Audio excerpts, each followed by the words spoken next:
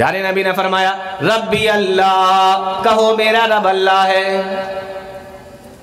ہم نماز کے اندر کھڑے ہوتے ہیں، سورہ فاتحہ پڑھتے ہیں، الحمدللہ رب العالمین، تمام تعریفیں اس اللہ کے لیے ہیں جو سارے جہانوں کا پروردگار ہے، سارے جہانوں کا رب ہے۔ الحمدللہ رب العالمین، یہی لفظ استعمال کیا جاتا ہے اللہ کی نبی کے اوپر جب پہلی وحی نازل ہوتی ہے۔ فرمایا اقرا بسم ربک الذی خلق، پڑھو اپنے اس رب کے نام سے جس نے پیدا کیا ہے۔ اور میرے بھائیوں، جب آپ دنیا سے چلے جائیں گے اور آپ کو قبر کے اندر رکھ دیا جائے گا تو یقین کریں پہلا سوال بھی جب قبر کے اندر ہوگا تو یہی ہوگا، من ربکا، من ربکا، بتاؤ تمہارا رب کون ہے، تمہارا رب کون ہے، من ربکا، بتاؤ تمہارا رب کون ہے۔ فرمایا قل، اے میرے صحابی کہو ربی اللہ، میرا رب تو اللہ ہے، ثم استقم، پھر اس کے اوپر جم جاؤ۔ انسان ہم ہیں، آپ ہیں، مرد ہیں، عورتیں ہیں، جوان ہیں، بوڑھے ہیں، سب ہیں، کسی سے پوچھو تمہارا رب کون ہے، سب کا جواب یہی ہوگا میرا رب اللہ ہے۔ لیکن اس کے بعد کیا اس پر جمے ہوئے ہیں، اس کو مان کر چل رہے ہیں؟ نہیں میرے بھائیو، آج ہماری نمازوں کو دیکھو، ہماری نمازیں کسی اور کے لیے، ہمارے روزے کسی اور کے لیے، ہماری نظر و نیاز بھی کسی اور کے لیے، ہمارے سجدے کسی اور کے لیے، ہمارے رکوع کسی اور کے لیے، ہمارے طواف بھی کسی اور جگہ پر، ہمارے سجدے کسی اور کے لیے، ہمارے ہاتھ اٹھتے ہیں دعا میں کہ تو کسی اور کے سامنے، ہم اپنا دامن پھیلاتے ہیں تو کسی اور کے سامنے۔ اللہ تعالیٰ نے اگر قبر کے اندر یہ سوال پوچھا من ربک کا، بتاؤ تمہارا رب کون ہے، تو کیا جواب ہوگا؟ سوچ رہے ہوگے کہہ دوں گا ربی اللہ، میرا رب اللہ ہے۔ لیکن میرے بھائیو، اگر اسی سوال کو میں تھوڑا سا گھما کر آپ سے پوچھ لوں کہ بتاؤ اگر قبر کے اندر یہ سوال ہو جائے کہ تم اپنا رب کس کو مانتے تھے، تو جواب کیا ہوگا؟ تم نے اپنا رب کس کو مانا؟ اللہ کو مانا یا کسی اور کو مانا؟ تم نے سجدے کس کے لیے کیے؟ تم نے رکوع کس کے لیے کیے؟ تم نے نمازیں کس کے لیے پڑھی ہیں؟ قیام تم نے کس کے لیے کیا ہے؟ اپنے دامن کو تم نے کس کے لیے پھیلایا ہے؟ تم نے اپنے ہاتھوں کو کس کے سامنے اٹھایا ہے؟ تو جواب ہمارے آپ کا کیا ہوگا؟ فرمایا ربی اللہ، میرا رب اللہ ہے، یہ کہو۔ اس کے بعد میں فرمایا ثم استقم، پھر جو کہو کہ میرا رب اللہ ہے تو اس پر جم جاؤ۔ یہ نہیں کہ صرف ہاں کلمہ پڑھ لیا، اقرار کر لیا اور باقی سارے کام ہم اسلام کے خلاف کر رہے ہیں۔ اسلام کے اوپر چلنے کا نام ہی ہے ثم استقم، اس کے اوپر جم جاؤ۔ جب اللہ کو اپنا رب مان لیا ہے تو پھر اللہ تعالیٰ کے جو قانون ہے، جو احکام ہے، اس کو ماننے کا نام ہے ثم استقم، اس پر جم جاؤ۔ اگر یہ کام کسی نے کر دیا، چھوٹی سی بات بتائی اللہ کے نبی صلی اللہ علیہ وسلم نے، چھوٹی سی بات ہے، لیکن اگر یہ کام کسی نے کر لیا، قرآن کریم کیا بیان کرتا ہے؟ ان الذین قالوا ربنا اللہ ثم استقاموا، بے شک جن لوگوں نے کہا کہ ہمارا رب اللہ ہے، ثم استقاموا، پھر اس پر جمے رہے، تتنزل علیہم الملائکہ، پہلا کام، پہلا انعام، تتنزل علیہم الملائکہ، فرشتے ان کے اوپر نازل ہوتے ہیں۔ دوسرا انعام اللہ تخافوا ولا تحزنوا، اور آ کر یہ کہتے ہیں کہ ڈرو نہیں، غم نہ کرو، یہ دوسرا انعام ہے، اللہ تخافوا ولا تحزنوا وابشروا بالجنہ، ہم تمہیں جنت کی خوشخبری دینے کے لیے آئے ہیں، یہ تیسرا انعام ہے۔ چوتھا انعام نحن اولیاؤکم فی الحیات الدنیا وفی الآخرہ، وہ فرشتے آ کر کہتے ہیں ہم دنیا میں بھی تمہارے دوست ہیں اور آخرت میں بھی ہم تمہارے دوست ہوں گے۔ اور پانچواں انعام وَلَكُمْ فِيهَا مَا تَشْتَهِي أَنفُسُكُمْ، جنت کے اندر جانے کے بعد تم جو چاہو گے وہ تمہیں ملے گا۔ اور چھٹا انعام ما تدعون، اور جو تم جس چیز کا تم ارادہ کرو گے وہ بھی تم کو ملے گی۔ اور ساتواں انعام نزلا من غفور الرحیم، اللہ تعالیٰ تمہاری مہمان نوازی کرے گا۔ کیا کہنے سے؟ ربی اللہ ثم استقم، کہو میں اللہ پر ایمان لایا اور اس پر جم جاؤ۔ کہو میرا رب اللہ ہے اور اس پر جم جاؤ، تو 7 انعام اللہ رب العالمین تمہیں عطا فرمائے گا۔ صحابی نے بتایا، صحابی نے سنا پیارے نبی صلی اللہ علیہ وسلم کے زبان مبارک سے۔ اب ایک اور سوال کیا صحابی رسول نے، انہوں نے سفیان بن عبداللہ ثقفی رضی اللہ تعالیٰ عنہ نے کہا اللہ کے نبی میرا ایک اور سوال ہے۔ کہا کیا سوال ہے؟ پیارے نبی صلی اللہ علیہ وسلم سے انہوں نے دوسرا سوال پوچھا کہ اللہ کے نبی مجھے یہ بتائیے، قلت ما اخوف ما تخاف علیہ، یہ غور سے سننا سوال کو، قلت ما اخوف ما تخاف علیہ، اللہ کے نبی مجھے یہ بتائیے کون سی چیز ہے جس کی وجہ سے ہم جہنم کے اندر جا سکتے ہیں، کون سی چیز ہے جس کا ڈر انسان کے اوپر آپ کو سب سے زیادہ ہے، کون سی چیز ہے جس کی وجہ سے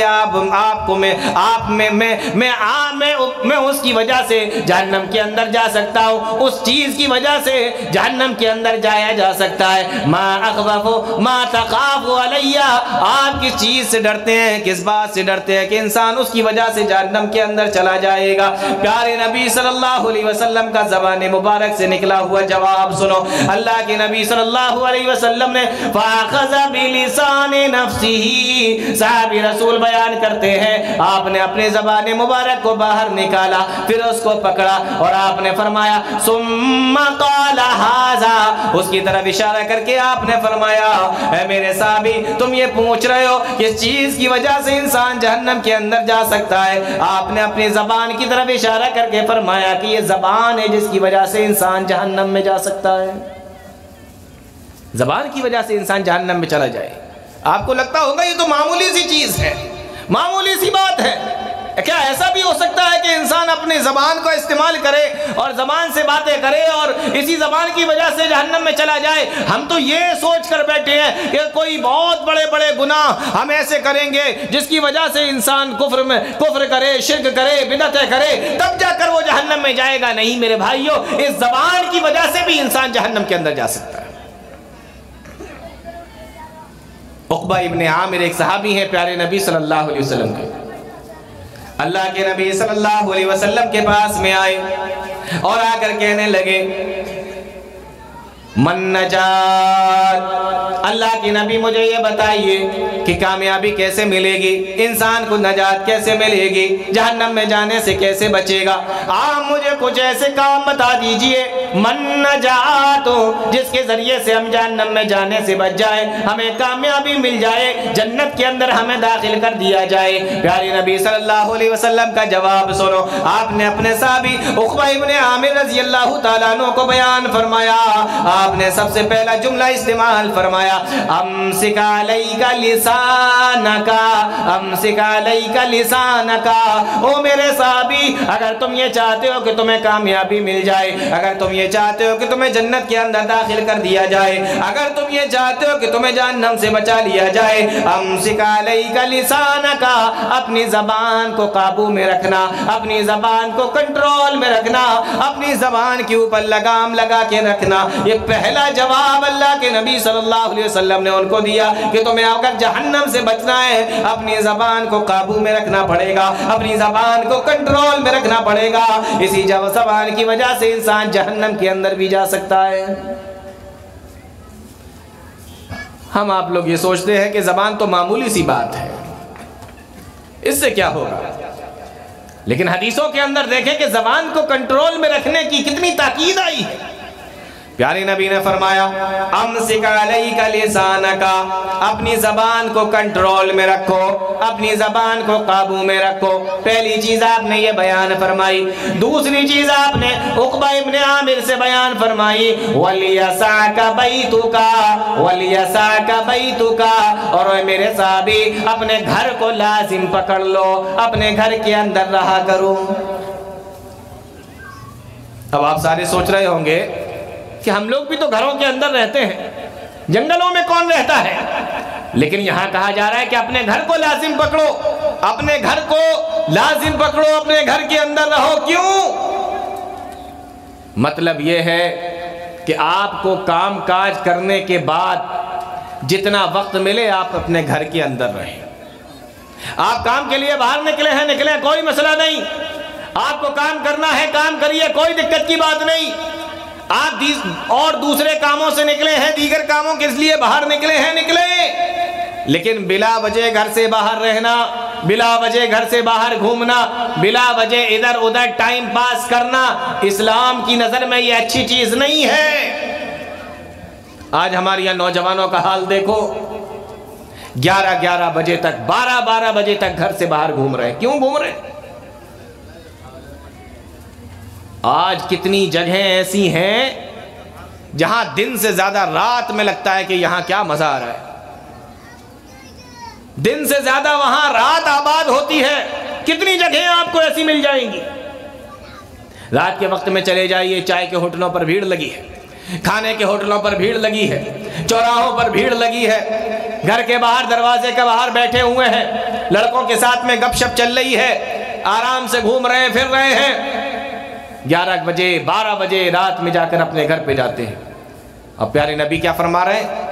وَلِيَسَاكَ بَيْتُكَ، اپنے گھر کو لازم پکڑ لو، یعنی گھر کے اندر رہو اور اسی کے اندر عبادتیں کرتے رہو، گھر کے اندر رہو۔ گھر انسان کو جس طریقے سے دشمنوں سے بچاتا ہے، جس طریقے سے گھر انسان کو سردی سے بچاتا ہے، گرمی سے بچاتا ہے، اور جس طریقے سے گھر انسان کو بارش سے بچاتا ہے، اسی طریقے سے گھر انسان کو گناہوں سے بھی بچاتا ہے، گھر انسان کو فتنوں سے بھی بچاتا ہے۔ اس لیے اللہ کے نبی صلی اللہ علیہ وسلم نے فرمایا وَلِيَسَاكَ بَيْتُكَ، اپنے گھر کو لازم پکڑ لو، بلا وجہ گھر سے باہر مت گھومو۔ نوجوانوں کی حالت دیکھیں، آج رات بھر گھر سے باہر دوستوں کے ساتھ گھوم رہے ہیں، ٹہل رہے ہیں۔ صحابی رسول حضرت سلمان فارسی رضی اللہ تعالیٰ، اللہ کے نبی صلی اللہ علیہ وسلم نے مدینہ کے اندر ان کو جن کا بھائی بنایا تھا، حضرت ابو دردہ رضی اللہ تعالیٰ عنہ، اور یہ دونوں کو اللہ کے نبی صلی اللہ علیہ وسلم نے بھائی بنا دیا، بھائی چارہ قائم کر دیا۔ سلمان فارسی رضی اللہ تعالیٰ عنہ جب حضرت ابو دردہ رضی اللہ تعالیٰ عنہ کے گھر پہ گئے، پردہ کی آیت نازل ہونے سے پہلے کا واقعہ ہے، سلمان فارسی گھر کے اندر گئے، حضرت ابو دردہ رضی اللہ تعالیٰ عنہ گھر کے اندر تھے نہیں، اور آپ کی بیوی ام دردہ جو گھر کے اندر موجود تھی، پردے کی آیت نازل نہیں ہوئی تھی۔ سلمان فارسی رضی اللہ تعالیٰ عنہ نے دیکھا کہ ام دردہ عجیب سی حالت میں ہے، گندے سے کپڑے پہنے ہوئے ہیں، پرانے سے کپڑے پہنے ہوئے ہیں، نہ کوئی سجاوٹ ہے، نہ کوئی بناؤ ہے، نہ کوئی سنگار ہے۔ ام دردہ سے حضرت سلمان فارسی رضی اللہ تعالیٰ عنہ نے پوچھا کہ یہ تیری کیا حالت ہے، ماشاءاللہ کہ تو نے یہ اپنی حالت کیسے بنا لی ہے؟ ام دردہ نے جواب دیا کہ تمہارے جو بھائی ہے ابو دردہ لیس لہ حاجت فی الدنیا، ان کو دنیا کی کوئی حاجت اور ضرورت نہیں ہے، دن میں روزے رکھتے ہیں اور رات میں اللہ کی عبادت کرتے رہتے ہیں، رات بھر نمازیں پڑھتے رہتے ہیں۔ میں کس کے لیے بنوں، میں کس کے لیے سنوروں، میں کس کے لیے سنگار کروں، میں کس کے لیے نئے نئے کپڑے پہنوں؟ لیس لہ حاجت فی الدنیا، تمہارے بھائی کو دنیا کی کوئی ضرورت ہی نہیں ہے۔ سلمان فارسی نے جب یہ سنا، دوپہر کا وقت ہوا، کھانے کا ٹائم ہوا، حضرت ابو دردہ گھر کے اندر آئے، کھانا سامنے لگایا گیا، سلمان فارسی رضی اللہ تعالیٰ عنہ کے سامنے کھانا رکھ دیا گیا، ابو دردہ رضی اللہ تعالیٰ عنہ بھی آئے، ابو دردہ سے کہا، سلمان فارسی نے آؤ ساتھ میں کھانا کھاؤ، کہنے لگے آپ کھانا کھا لو، میں روزے سے ہوں، میں کھانا نہیں کھاؤں گا۔ روزہ کون سا تھا؟ نفل روزہ تھا۔ آپ کھا لو، میں روزے سے ہوں، میں کھانا نہیں کھاؤں گا۔ سلمان فارسی نے کہا کہ جب تک تم میرے ساتھ میں کھانا نہیں کھاؤ گے میں بھی کھانا نہیں کھا سکتا، تمہیں میرے ساتھ میں کھانا کھانا پڑے گا۔ جب سلمان فارسی نے ضد کی تو انہوں نے اپنا روزہ توڑ دیا۔ نفل روزہ توڑا جا سکتا ہے کسی وجہ سے، انہوں نے روزہ توڑ دیا۔ معلوم یہ ہوا کہ مہمان کا دل توڑنے کے بجائے انسان اپنا نفلی روزہ توڑ دے، انہوں نے مہمان کے دل کو توڑنا مناسب نہیں سمجھا، اپنا نفلی روزہ توڑ دیا، ساتھ میں دونوں نے کھانا کھایا۔ اب جب رات کا وقت ہوا، سلمان فارسی سے حضرت ابو دردہ رضی اللہ تعالیٰ عنہ نے کہا کہ تم سو جاؤ، مجھے نماز پڑھنا ہے۔ سلمان فارسی کہنے لگے نہیں تم بھی سو، تم بھی آرام کرو۔ تھوڑی دیر کے بعد ابو دردہ پھر سے اٹھنے لگے، سلمان فارسی نے پھر سے لٹا دیا۔ تھوڑی دیر کے بعد جب آدھی رات ہو گئی تو پھر سے اٹھنے لگے، حضرت سلمان فارسی نے دوبارہ سے لٹا دیا۔ پھر جب صبح کا وقت ہوا، تہجد کا ٹائم ہوا، جب بالکل فجر سے کچھ دیر پہلے کا ٹائم ہوا، حضرت سلمان فارسی اٹھے اور حضرت ابو درداء کو اٹھایا، کہا دونوں اٹھتے ہیں اور دونوں تہجد کی نماز پڑھتے ہیں۔ اب دونوں نے تہجد کی نماز پڑھی، نماز پڑھنے کے بعد جب فجر کی اذان کا وقت ہوا، دونوں کے دونوں نماز پڑھنے کے لیے مسجد نبوی کے اندر گئے اور رات کا پورا واقعہ انہوں نے بتایا اللہ کے نبی صلی اللہ علیہ وسلم کو۔ پیارے نبی صلی اللہ علیہ وسلم نے ان دونوں کی باتوں کو سننے کے بعد میں فرمایا صدق سلمان، سلمان نے بالکل سچ کہا ہے، ان لربک علیک حقا، بے شک تیرے اوپر تیرا رب کا بھی حق ہے، وان لنفسک علیک حقا، اور تیرے نفس کا بھی، تیرے جسم کا بھی تیرے اوپر حق ہے، وان لزوجک علیک حقا، اور تیری بیوی کا بھی تیرے اوپر حق ہے۔ لگاتار روزے رکھتے چلے جا رہے ہو، لگاتار رات میں جا کر نفل پڑھتے چلے جا رہے ہو، تو باقی لوگوں کے حق کب ادا کرو گے؟ صحابہ اکرام اتنی عبادتیں کیا کرتے تھے کہ اللہ کے نبی صلی اللہ علیہ وسلم کو منع کرنا پڑتا تھا، اور ہماری حالت دیکھیں کیا ہے۔ نہ گھروں کے اندر کوئی عبادت ہے اور نہ گھروں سے باہر کوئی عبادت ہے۔ کیا ہے؟ گھروں سے باہر گھومنا، گاڑی نکالو ٹہلنے جاؤ، گاڑی نکالو گھومنے کے لیے جاؤ، بس یہی کام بچائے ہمارے نوجوانوں کے پاس۔ میرے بھائیوں، پیارے نبی صلی اللہ علیہ وسلم نے دوسری بات کیا بیان فرمائی؟ نجات کس میں ہے، کامیابی کس میں ہے؟ پہلے آپ نے فرمایا امسک علیک لسانک، اپنی زبان کو قابو میں رکھو، اپنی زبان کو کنٹرول کرو، اور دوسری چیز پوچھی تو پیارے نبی صلی اللہ علیہ وسلم نے فرمایا ولیسعک بیتک، اپنے گھر کو لازم پکڑ لو، کام کاج کے لیے گھر سے نکلو پھر اپنے گھر کے اندر آ جاؤ، کام کاج کے لیے جاؤ پھر اپنے گھر کے اندر آؤ، نماز کے لیے نکلو، نماز پڑھنے کے بعد پھر اپنے گھر کے اندر جاؤ۔ فالتو میں ادھر سے ادھر گھومنا، ادھر سے ادھر ٹہلنا، اور رات بھر غائب ہونا، اور 11 بجے تک ادھر سے ادھر گھومنا، اسلام نے اس بات کو بالکل پسند نہیں کیا۔ پیارے نبی صلی اللہ علیہ وسلم نے فرمایا دوسری چیز نجات کس میں ہے؟ اپنے گھر کو لازم پکڑو۔ گھر انسان کو جیسے سردی گرمی سے بچاتا ہے ایسے ہی گناہوں سے بھی بچاتا ہے۔ تیسری چیز اللہ کے نبی صلی اللہ علیہ وسلم نے بیان فرمائی وَابْكِ عَلَىٰ خَطِيئَتِكَ، اور اے میرے صحابی تم یہ پوچھ رہے ہو کہ کامیابی کس چیز میں، نجات کس چیز میں، دنیا کے اندر تمہیں کامیابی کس چیز میں ملے گی اور آخرت کے اندر بھی کامیابی تمہیں کس چیز میں ملے گی؟ پیارے نبی صلی اللہ علیہ وسلم نے فرمایا وَابْكِ عَلَىٰ خَطِيئَتِكَ، اپنے گناہوں کے اوپر رو، اپنے گناہوں کی معافی مانگو، اپنے گناہوں کی اللہ تعالیٰ سے توبہ کرو، اللہ تعالیٰ سے مغفرت مانگو، اپنے گناہوں کے اوپر وَابْكِ عَلَىٰ خَطِيئَتِكَ، یہ تین کام اللہ کے نبی صلی اللہ علیہ وسلم نے بتائے، یہی تمہاری نجات کے لیے ہے، یہی دنیا کے اندر بھی تمہیں نجات دلائیں گے، اور یہی تین کام تمہیں آخرت کے اندر بھی نجات دلائیں گے۔ وَابْكِ عَلَىٰ خَطِيئَتِكَ، اپنے گناہوں کے اوپر رو، جتنا گناہ ہو گئے اور جتنا گناہ انسان سے ہو رہے ہیں ان گناہوں کو کبھی سوچو اور اللہ تعالیٰ سے سچے دل کے ساتھ میں معافی مانگو۔ پیارے نبی صلی اللہ علیہ وسلم نے ایک اور حدیث کے اندر ارشاد فرمایا کہ اللہ تعالیٰ 7 قسم کے لوگوں کو اپنے عرش کے سائے میں جگہ دے گا، اور ان 7 قسم کے لوگوں میں وہ انسان بھی ہوگا وَرَجُلٌ ذَكَرَ اللَّهَ خَالِيًا فَفَاضَتْ عَيْنَاهُ، جو انسان اکیلے میں اللہ تعالیٰ کو یاد کرتا اور اس کی آنکھوں سے آنسو نکل آتے ہو۔ اس لیے میرے بھائیوں گناہوں کے اوپر رونا بھی یہ اللہ تعالیٰ کی بڑی توفیق ہے، اللہ تعالیٰ کی بہت بڑی مدد ہے۔ اس لیے فرمایا وَابْكِ عَلَىٰ خَطِيئَتِكَ، اپنے گناہوں کے اوپر رونے کی کوشش کیا کرو۔ ہمارے تو آنسو نہیں نکلتے۔ جنت کا بیان سنا دو، جہنم کا بیان سنا دو، قبر کا بیان سنا دو، گناہوں کے بارے میں ڈرا دو، یا قبر کے عذابوں کے بارے میں تذکرہ کرو، ہمارے دل نرم ہی نہیں ہوتے، ہمارے دل ملائم ہی نہیں ہوتے، ہمارے دلوں کے اوپر اثر ہی نہیں پڑتا۔ صحابہ کرام کے سامنے جب یہ باتیں آتی تھیں دھاڑے مار مار کر رویا کرتے تھے، آنکھوں سے آنسو نکلا کرتے تھے، کسی کی داڑیاں بھیگ جایا کرتی تھی، کسی کے کپڑے اور کسی کے رومال بھیگ جایا کرتے تھے۔ اے اللہ آج ہمارے دل کتنے سخت ہو گئے، کتنے پتھر دل ہو گئے، آج ہمارے دلوں کے اوپر کوئی اثر ہی نہیں پڑ رہا ہے۔ اللہ کے نبی فرماتے وَابْكِ عَلَىٰ خَطِيئَتِكَ، اپنے گناہوں کے اوپر رو۔ یہ 3 کام اللہ کے نبی صلی اللہ علیہ وسلم نے بتائے۔ ان 3 کاموں کے اندر سب سے پہلی چیز اللہ کے نبی نے جو بتائی ہے امسک علی لسانک، اپنی زبان کو قابو میں رکھو۔ تو بات سمجھ میں آ رہی؟ زبان کا معاملہ دیکھیں کتنا اہم ہے.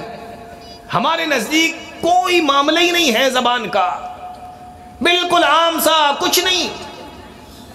اور گناہوں کو کرتے وقت انسان کبھی کبھی سوچ لیتا ہے کہ ہاں ہم یہ گناہ کا کام کر رہے ہیں، لیکن زبان کے ذریعے سے جو گناہ کرتا ہے اس کے بارے میں تو اس کے دل میں خیال بھی نہیں آتا کہ ہم یہ گناہ کر رہے ہیں. ایک تیسری حدیث سنیں اسی زبان کے تعلق سے. حضرت ابو ہریرہ رضی اللہ تعالیٰ عنہ اس حدیث کے راوی ہیں. کئی محدثین نے اپنی اپنی کتابوں کے اندر اس حدیث کو لکھا ہے. کہنے لگے ایک مرتبہ ایک آدمی اللہ کی نبی صلی اللہ علیہ وسلم کے پاس میں آیا اور اس نے آ کر سوال کیا. میرے بھائیوں اور میری بہنوں ذرا غور سے سننا. تیسری حدیث یہ زبان کے تعلق سے. ایک مرتبہ ایک آدمی اللہ کے نبی صلی اللہ علیہ وسلم کے پاس میں آیا اور اس نے آ کر پیارے نبی صلی اللہ علیہ وسلم سے سوال کیا عن اکثر ما يدخل الناس الجنت. اللہ کے نبی مجھے یہ بتائیے، اللہ کے نبی مجھے یہ بتائیے. کتنا پیارا سوال کیا ہے، کتنا اچھا سوال کیا ہے. کاش یہ سوال میرے دل کے اندر اتر جائے، آپ کے دل کے اندر اتر جائے، اس کا جواب بھی اتر جائے اور اللہ تعالی ہمیں اس چیز کے اوپر عمل کرنے کی توفیق بھی عطا فرما دے. سوال بھی کتنا پیارا ہے. فرمایا ان اکثر ما يدخل الناس الجنت. اللہ کے نبی مجھے یہ بتائیے کہ کون سی چیز ہے جس کی وجہ سے انسان جنت کے اندر سب سے زیادہ داخل ہوگا، جس کی وجہ سے انسان سب سے زیادہ جنت کے اندر جائے گا. کتنا پیارا سوال ہے. جنت میں جائے گا اور سب سے زیادہ جائے گا، کون سی چیز ہے بتائیے اللہ کے نبی. پیارے نبی صلی اللہ علیہ وسلم کا جواب سنو. آپ نے ارشاد فرمایا، آپ نے پہلی چیز بیان فرمائی تقوی اللہ. تقوی اللہ، اللہ کا ڈر، اللہ کا تقوی، اللہ کی خشیت، اللہ کا خوف. اللہ کا تقوی اختیار کرو، اللہ کا ڈر اختیار کرو. تقوی اللہ، جو انسان جتنا بڑا اللہ سے ڈرنے والا ہوگا، جو انسان جتنا زیادہ متقی ہوگا، جو انسان جتنا زیادہ پرہیزگار ہوگا، اللہ سے ڈرنے والا ہوگا، اللہ تعالیٰ ایسے آدمی کو جنت کے اندر داخل فرما دے گا. او میرے بھائیو، سارا کا سارا معاملہ اسلام کا تقوی کے اوپر ٹکا ہوا ہے. سارا کا سارا معاملہ تقوی کے اوپر رکھا ہوا ہے. آپ روزہ رکھتے ہیں، کس لیے رکھتے ہیں؟ اللہ کا قرآن کہتا ہے یا ایھا الذین آمنوا کتب علیکم الصیام کما کتب علی الذین من قبلکم لعلکم تتقون، تاکہ تم تقوی والے بن جاؤ. رمضان میں روزے کس لیے رکھے جا رہے ہیں؟ تاکہ تم تقوی والے بن جاؤ. اللہ تعالیٰ قرآن کے اندر فرماتا ہے ہم قربانیاں کرتے ہیں اللہ تعالیٰ کے لیے. اللہ قرآن میں فرماتا ہے یہ ہم قربانیاں کیوں کر رہے ہیں؟ فرمایا لن ینال اللہ لحومها ولا دماؤها، تمہارا گوشت اللہ تعالیٰ کو نہیں پہنچتا، تمہارا خون اللہ تعالیٰ کو نہیں پہنچتا. ولکن ینالہ التقوی منکم، تمہارا دلوں کا تقوی، تمہارے دلوں کا ڈر، تمہاری نیتیں یہ اللہ تعالیٰ کو پہنچتی ہیں. حج کرنے کے لیے جاتے ہیں، اللہ تعالیٰ نے ذکر فرمایا وتزودوا فإن خیر الزاد التقوی، سب سے بہترین زاد راہ، سب سے بہترین توشہ تو تقوی ہے. میرے بھائیو، جنتیوں کے بارے میں اللہ تعالیٰ نے فرمایا تلک الجنت التی نورث من عبادنا من کان تقیا. اللہ تعالیٰ جنت کا وارث ان لوگوں کو بنائے گا جو تقوی والے ہیں، جو متقی ہیں، جو اللہ تعالیٰ سے ڈرنے والے ہیں. اسلام کا سارا معاملہ تقوی پر رکھا ہوا ہے. کس لیے کہا جا رہا ہے نماز پڑھنے کے لیے وَأَمُرْ أَهْلَكَ بِالصَّلَاةِ وَاصْطَبِرْ عَلَيْهَا لَا نَسْأَلُكَ رِزْقًا نَحْنُ نَرْزُقُكَ وَالْعَاقِبَةُ لِلتَّقْوَىٰ. تقوی اور آخرت کا انجام تو تقوی والوں کے لیے ہے، بہترین انجام تو تقوی والوں کے لیے ہے. اللہ تعالیٰ نے ساری چیزوں کو تقوی کے ساتھ میں جوڑ دیا ہے. اس لیے میرے بھائیو، اللہ کے نبی صلی اللہ علیہ وسلم نے بیان فرمایا او میرے صحابی، اگر تم یہ پوچھتے ہو کہ کس چیز کی وجہ سے انسان سب سے زیادہ جنت کے اندر داخل ہوگا، فرمایا تقوی اللہ، اللہ کا ڈر، اللہ کا تقوی. اسی تقوی کی وجہ سے انسان سب سے زیادہ جنت کے اندر جائے گا. اس تقوی پر مجھے ایک واقعہ یاد آ رہا ہے اور میرا جی کرتا ہے میں آپ کو سنا دوں. دیکھیں تقوی کتنی زبردست چیز ہے، اللہ کا ڈر کتنی زبردست چیز ہے. صحیح حدیث ہے، مشہور واقعہ ہے. عبداللہ ابن عمر رضی اللہ تعالیٰ، کون نہیں جانتا، مشہور صحابی رسول ہیں. اور مشہور صحابی رسول حضرت عمر رضی اللہ تعالیٰ عنہ کے بیٹے ہیں. نام کیا ہے؟ حضرت عبداللہ ابن عمر رضی اللہ تعالیٰ عنہ. ایک مرتبہ سفر میں جا رہے ہیں، میری ماں و بہنوں ذرا غور سے سننا اس واقعے کو. ایک مرتبہ سفر میں جا رہے ہیں، گرمی کا زمانہ ہے اور دوپہر کا وقت ہے، تیز دھوپ نکلی ہوئی ہے اور ریت بھی بالکل گرم ہو رہی ہے، پتھریلی زمین ہے، گرم ہو رہی ہے، ساتھ میں قافلہ ہے. عبداللہ ابن عمر رضی اللہ تعالیٰ عنہ نے فرمایا، او میرے ساتھیو، جب آگے چل کر کوئی تمہیں سایہ نظر آ جائے تو ذرا مجھے بتانا، تھوڑی دیر کے لیے وہاں پہ رکیں گے، نماز پڑھیں گے، کھانا کھائیں گے، آرام بھی کر لیں گے، مجھے کوئی سایہ نظر آئے تو بتانا، وہاں پر رکیں گے. ابھی تھوڑی دور پہ گئے تھے، ایک پہاڑ کا سایہ نظر آیا، یہ سارے کے سارے لوگ اس سائے میں جا کے رک گئے، نمازیں پڑھی اور اس کے بعد میں دسترخوان لگا دیا گیا، دسترخوان کے اوپر کھانا بھی رکھ دیا گیا. ابھی کھانا شروع نہیں کیا تھا میرے بھائیو، ذرا غور سے سننا، کھانا ابھی شروع نہیں کیا تھا. اتنے میں کیا دیکھتے ہیں کہ ایک چرواہا اپنی بکریوں کو لے کر آ رہا ہے اور وہ بھی اسی پہاڑ کے سائے میں آنا چاہتا ہے اور وہ بھی اسی دھوپ سے بچنے کے لیے آ رہا ہے، اسی سائے کی تلاش میں آ رہا ہے. عبداللہ ابن عمر نے جب یہ دیکھا کہا کہ رک جاؤ میرے بھائیو، ابھی کھانا مت کھاؤ، یہ چرواہا جب آ جائے گا ہم اس کو اپنے کھانے میں شامل کر لیں گے، ہم اپنے دسترخوان پر اس کو بٹھائیں گے، یہ بھی ہمارے ساتھ میں کھانا کھائے گا. اس کا انتظار کرنے لگے کہ چرواہا ہمارے پاس میں آ جائے. یہاں سوچنے کی بات ہے، آج ہم اپنی گھروں کے اندر پروگرام کرتے ہیں، غریبوں کو نہیں بلاتے. آج ہم شادی کرتے ہیں، غریبوں کو بلانا پسند نہیں کرتے. آج ہمارے گھروں کے اندر عقیقے کے پروگرام ہوتے ہیں، غریبوں کو ہم بلانا پسند نہیں کرتے. کتنے افسوس کی بات ہے، آج ہمارے وہ رشتہ دار جو غریب ہوتے ہیں ان کے گھر میں جانا پسند نہیں کرتے، ان کا ہمارے گھر پہ آنا ہم پسند نہیں کرتے، ہم اپنے دعوتوں میں ان کو بلاتے نہیں ہیں. اور اگر کوئی ہم سے ان کے بارے میں سوال کرے تو ہم اس طریقے سے بتاتے ہیں کہ جیسے کتنی دور کے ہمارے وہ رشتہ دار ہیں، اور اگر کوئی دور کا رشتہ دار امیر ہو تو ہم ایسے بتاتے ہیں جیسے وہ ہمارا کتنا قریب کا رشتہ دار ہے. کہاں سے کہاں پہنچ گئے میرے بھائیوں ہم لوگ. یہ حال ہے. بڑے بڑے لوگوں کو دیکھا گیا، غریبوں کو دیکھ کر ناک منہ چڑھاتے ہیں، ماتھے کے اوپر پیشانیوں کے اوپر ان کی سلوٹیں پڑ جاتی ہیں. کیوں میرے بھائیوں؟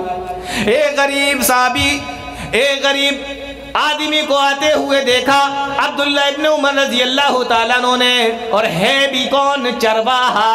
کہا کہ رک جاؤ، ہمارے ساتھ میں دسترخوان پر بیٹھے گا.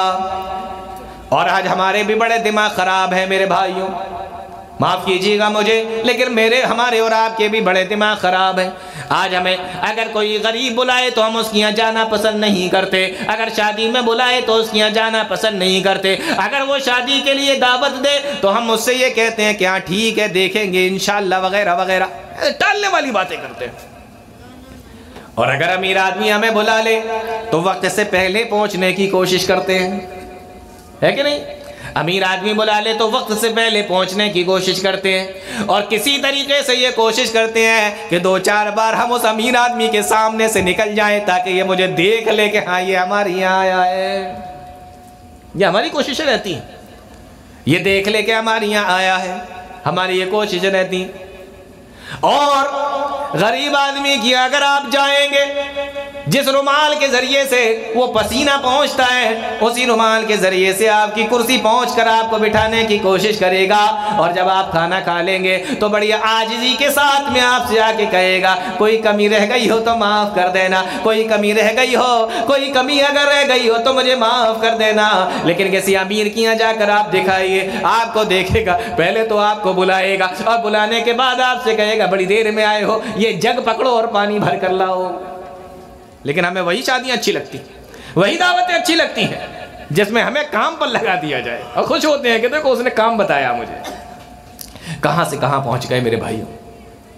غریب چرواہا آ رہا ہے، عبداللہ ابن عمر رضی اللہ تعالیٰ عنہ نے دیکھا، کہا رک جاؤ، جب یہ آ جائے گا تو ساتھ میں کھانا کھائیں گے.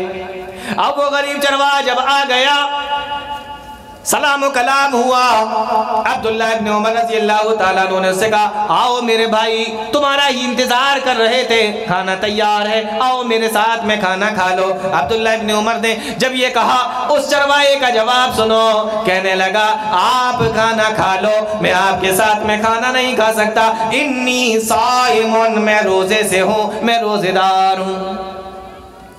عبداللہ ابن عمر نے کہا اگر فرض روزے ہوتے تو ہمارے بھی ہوتے یا ہمیں معلوم تو ہوتا، لیکن یہ تو کون سے روزے رکھا ہوا ہے؟ پوچھا کون سے روزے ہیں؟ فرمایا نفل روزے ہیں۔ عبداللہ ابن عمر نے دوسرا سوال کیا، اے میرے بھائی اتنی گرمی کا زمانہ ہے، چلچلاتی دھوپ نکلی ہوئی ہے اور کام بھی تمہارا بکریاں چرانے کا ہے، ان کے پیچھے پیچھے جنگل کے اندر ٹہلنے کا ہے، میرے بھائی اس چلچلاتی دھوپ کے اندر بھی تم نے روزہ رکھ لیا۔ نوجوانوں اس نوجوان چرواہے کا جواب سنو، کہنے لگا میں نے اس لیے یہ نفلی روزہ رکھا ہے کہ مجھے معلوم ہے دنیا کی زندگی چھوٹی سی ہے اور آخرت کی زندگی بہت بڑی ہے، میں یہ چاہتا ہوں جب میں یہاں سے جاؤں تو اللہ تعالیٰ کے پاس میں بہت ساری نیکیاں کر کے لے جاؤں، میں اس لیے روزے سے ہوں۔ صحابی رسول نے کہا لاؤ ذرا اس کو چیک کرتے، دیکھیں یہ صرف ہمارے تمہارے جیسا نہیں، باتیں ہی باتیں، صرف بس کام وام کچھ نہیں، ہاں باتیں کروا لو بس، لمبی چوڑی باتیں جیسے کہ ہمارے نوجوان کرتے ہیں۔ کل آپ ذرا چیک کریں کہ یہ روزے سے ہے تو اس کے اوپر روزے کا کچھ اثر بھی ہے کہ نہیں۔ امام ابن تیمیہ رحمہ اللہ سے کسی نے سوال کیا ہمیں کیسے معلوم ہوگا، غور سے سنیں، ہمیں کیسے معلوم ہوگا کہ اللہ تعالیٰ نے ہمارے حج کو قبول کر لیا ہے کہ نہیں؟ کتنا پیارا جواب دیا، فرمایا کہ حج کرنے کے بعد اگر تم کسی انسان کو دیکھو کہ وہ پہلے سے زیادہ نیکیاں کر رہا ہے، پہلے سے زیادہ دنیا سے زیادہ آخرت کی فکر اس کو ہو گئی ہے، تو سمجھ لو کہ اللہ تعالیٰ نے اس کے حج کو قبول کر لیا ہے۔ اور اگر کسی انسان کو دیکھو کہ دنیا کے اندر اس کا دل زیادہ لگا ہوا ہے اور آخرت سے زیادہ دنیا کی طرف بھاگ رہا ہے، تو ایسے آدمی کو دوبارہ سے حج کرنے کے لیے چلے جانا چاہیے۔ اور اسی طریقے سے ابن تیمیہ رحمہ اللہ نے فرمایا اگر کسی انسان کو دیکھو کہ روزہ رکھنے کے بعد، عید کرنے کے بعد وہ نمازی ہے، جیسے رمضان کے مہینے میں نمازیں پڑھا کرتا تھا، اب بھی وہ رمضان کے مہینے کے بعد بھی نمازیں پڑھ رہا ہے، اور جیسے قرآن کریم کی تلاوت کیا کرتا تھا اب بھی قرآن کریم کی تلاوت کر رہا ہے، اور اس طریقے سے وہ نیکیوں کو بڑھ چڑھ کر حصہ لیا کرتا تھا،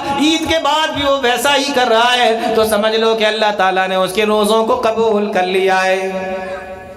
اس کا الٹا ہو رہا ہو تو انسان کو فکر کرنے کی ضرورت ہے۔ انہوں نے بھی سوچا لاؤ ذرا اس کو چیک کر لیتے ہیں معاملہ کیا ہے۔ عبداللہ ابن عمر نے اس سے کہا اے میرے بھائی بتاؤ کیا بکری بیچو گے؟ کہنے لگا میں بکری نہیں بیچ سکتا، بکری میری نہیں ہے، میں تو ایک غلام ہوں، میں تو ایک چرواہا ہوں، بکری میری نہیں ہے، بکریوں کا مالک کوئی اور ہے۔ عبداللہ ابن عمر نے دوسرا سوال کیا بکری میرے ہاتھ بیچو، میں تمہیں اس کے پیسے دے دوں گا اور ابھی تمہارے سامنے یہیں پہ ذبح کروں گا، میں بھی کھاؤں گا اور تھوڑا سا گوشت تمہیں بھی دے کر چلا جاؤں گا، تم شام کو اس گوشت کے ذریعے سے افطار کر لینا، اور اگر بکری کا مالک تم سے پوچھے کہ بکری کہاں چلی گئی ہے تو کہہ دینا کہ جنگل کے اندر بھیڑیا لے گیا۔ جنگل کے اندر بھیڑیوں کا حملہ عام سی بات ہے بکریوں کے اوپر، انسان کو اگر اکیلا دیکھ لیں تو انسان کو گھیر لیں، انسان کو پکڑ لیں، جانور تو پھر بکری تو بہت معمولی سی بات ہے۔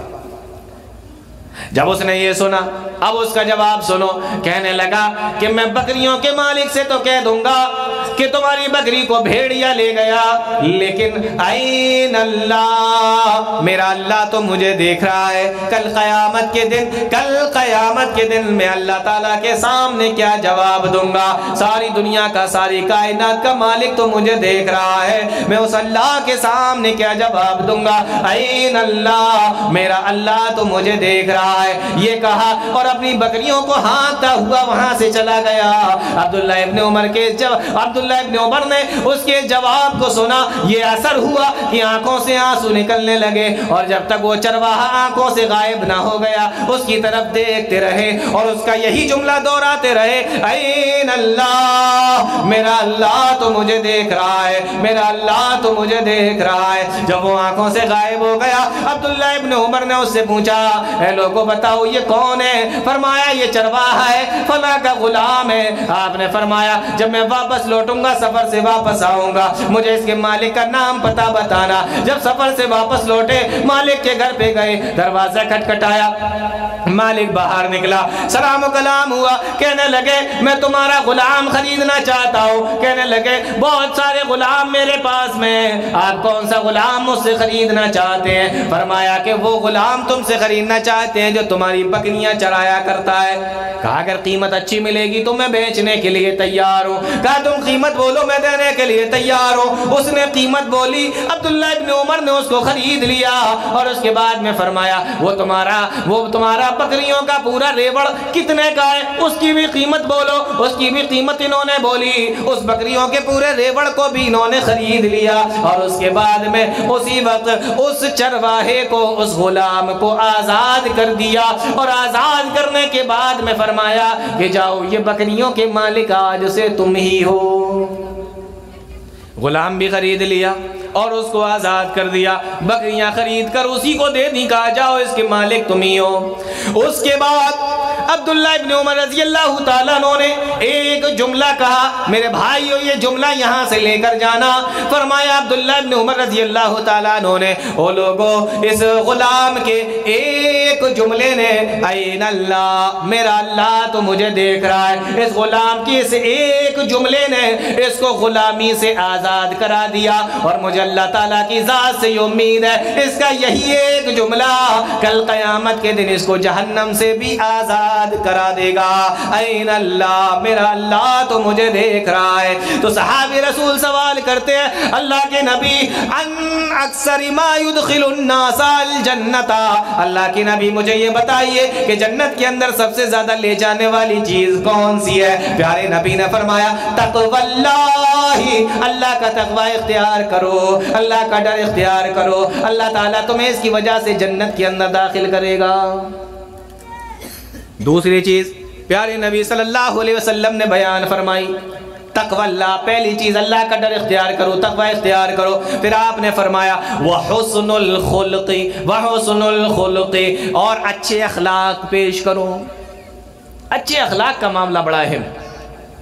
آج بڑے بڑے حاجیوں کو، نمازیوں کو دیکھو، حج کر لیتے ہیں، نمازیں بھی پڑھ لیتے ہیں، حقوق اللہ ادا کرتے ہیں، زکوٰۃ بھی نکالتے ہیں، صدقہ بھی کرتے ہیں، خیرات بھی کرتے ہیں، لیکن لوگوں کے ساتھ ان کے معاملات دیکھو۔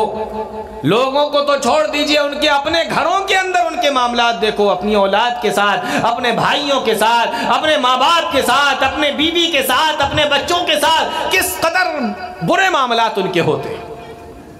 گھر والے ان سے پریشان ہیں۔ تو انسان حقوق اللہ ادا کرتا ہے لیکن حقوق العباد کی طرف دھیان نہیں دیتا۔ حقوق اللہ اور حقوق العباد دونوں کا نام اسلام ہے۔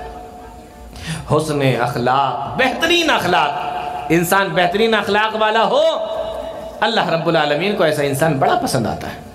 تو پیارے نبی نے فرمایا تقوی اللہ وحسن الخلق، کس چیز کی وجہ سے جنت میں سب سے زیادہ جائیں گے؟ پیارے نبی نے فرمایا اللہ کا تقوی، اور دوسری چیز آپ نے بیان فرمائی اچھے اخلاق کے ذریعے سے انسان جنت کے اندر سب سے زیادہ جائے گا۔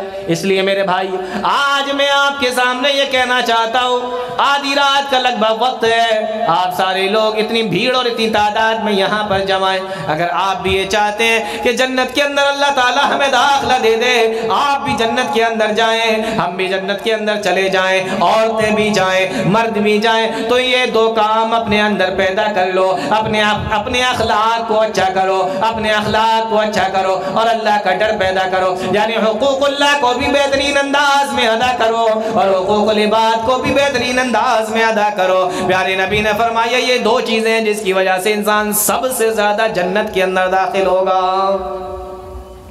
साहबी रसूल हजरत अबू हुरैरा रज़ी अल्लाह ताला अन्हु बयान फरमाते हैं, फिर उसी आदमी ने अल्लाह के नबी सल्लल्लाहु अलैहि वसल्लम से एक दूसरा सवाल किया।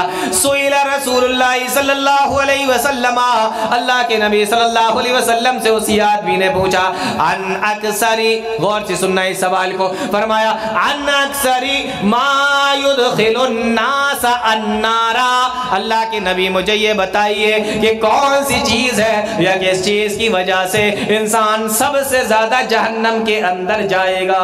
अल्लाह, कितनी बड़ी चीज पूछी। अल्लाह के नबी मुझे ये बताइए कौन सी चीज है जिसकी वजह से इंसान सबसे ज्यादा जहन्नम के अंदर जाएगा। मेरे भाइयों जरा अंदाजा करो, आपको क्या लगता है अल्लाह के नबी ने कौन से गुनाह का नाम लिया होगा? आपने चोरी के बारे में बताया होगा, डाके के बारे में बताया होगा, आपने किसी और चीज के बारे में बताया होगा, आपने जादू के बारे में बताया होगा, आपने शिर्क के बारे में बताया होगा, आपने बिदअतों के बारे में बताया होगा। अंदाजा करो कौन से गुनाह अल्लाह के नबी ने बताए होंगे जिसकी वजह से इंसान सबसे ज्यादा जहन्नम के अंदर जाएगा। प्यारे नबी ने फरमाया, ओ मेरे भाई, ओ सवाल करने वाले, आपने फरमाया जिस चीज की वजह से इंसान सबसे ज्यादा जहन्नम में जाएगा, गौर से सुन लेना, बहुत छोटी छोटी सी चीजें। आपने फरमाया अल्फमु वल फर्जु, अल्फमु वल फर्जु, इंसान सबसे